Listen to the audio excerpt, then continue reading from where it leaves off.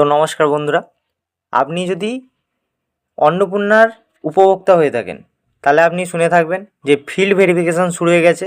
অর্থাৎ বাড়িতে বাড়িতে গিয়ে আপনার নানা রকম ডিটেলস যাচাই করা হচ্ছে। তো এরকম যদি আপনি শুনে থাকেন বা না শুনে থাকেন বা আপনার বাড়িতে গিয়ে হতে পারে বলছে যে অন্নপূর্ণার ডিটেলস যাচাই করার জন্য আমরা এসেছি বাড়িতে, তো আপনার ব্যাংকের নথি, বিভিন্ন আধার কার্ড, ভোটার কার্ড সব কিছু নথি নিয়ে আসতে বলতে পারে। তো এরকম আপনি শুনতে পারেন। তো অবশ্যই মন দিয়ে শুনবেন, গুরুত্বপূর্ণ জিনিস যে এই ভাঁওতাবাজিটা চলছে কিছু কিছু এলাকায়। এরকম যাচ্ছে বাড়ি বাড়ি বাড়ি বাড়ি গিয়ে কী করছে, তো এই ধরনের লোকেদের কাছে ফ্রড তোমার APS আইডি আছে, যার জন্যে কী হচ্ছে না আপনার বাড়িতে গিয়ে আধার কার্ড চাইতে পারে। আধার কার্ড চাওয়ার পরে কী করতে হচ্ছে না, বলছে কোন ব্যাংকের বই আছে, তো ব্যাংকের বই, সেই ব্যাংকের বইয়েতে আপনার যা টাকা আছে মোটামুটি একটা মিনিমাম অ্যামাউন্ট তারা চেক করে নিচ্ছে আগে আপডেটটা, দিয়ে সেই মতো মেরে OTP পাঠানোর বা তোমার আইডি স্ক্যান করে নিয়ে নিচ্ছে। এই জিনিসগুলো আমাদের এলাকার এদিকে হয়েছে, তাই জন্য আমি খবরটা শেয়ার করছি। আপনাদের ওইদিকেও যদি কেউ এরকম যায় তাহলে অবশ্যই আপনি সতর্ক থাকবেন এবং তাকে সব ডিটেলস জিজ্ঞাসা করে তবেই কিন্তু কোনো স্টেপ নেবেন, ঠিক আছে?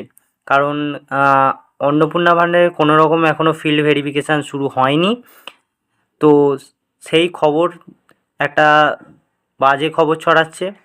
সেই খবর নিয়ে যদি কেউ বলে যে আমি ফিল্ড ভেরিফিকেশান করতে এসেছি, তো আপনার যা ডিটেলস আছে আনুন, তারপরে যদি আবার বলে যে OTP ফোটিপি লাগবে, তাহলে কোনো মতেই দেবেন না, ঠিক আছে? এইদিকে একটু সতর্ক থাকবেন।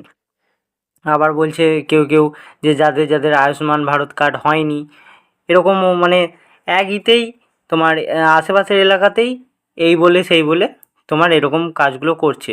তো একটা এলাকায় গিয়ে বলছে যে অন্নপূর্ণার ভেরিফিকেশান, আবার একটা এলাকায় গিয়ে বলছে যাদের যাদের আয়ুষ্মান ভারত কার্ড হয়নি তাদের একটা OTP ঢুকবে, নতুন স্বাস্থ্য বিমা কার্ড নতুন চালু হয়েছে, তো সেই রকম বলে তো তাদের ডিটেলস ফিটেলস সব ব্যাংকের বই ফই আধার কার্ড ডিটেলস নিয়ে তারা মারছে, দিয়ে OTP ঢুকলে আর তোমার আইডি স্ক্যান দিয়ে তোমার তাদের ফেস স্ক্যান এমনিতেই সবার যাদের যাদের আয়ুষ্মান ভারত কার্ড হয়েছে তারা অনেকেই জানেন যে তাদের EKYC করতে হয়েছে ফেস স্ক্যানের মাধ্যমে।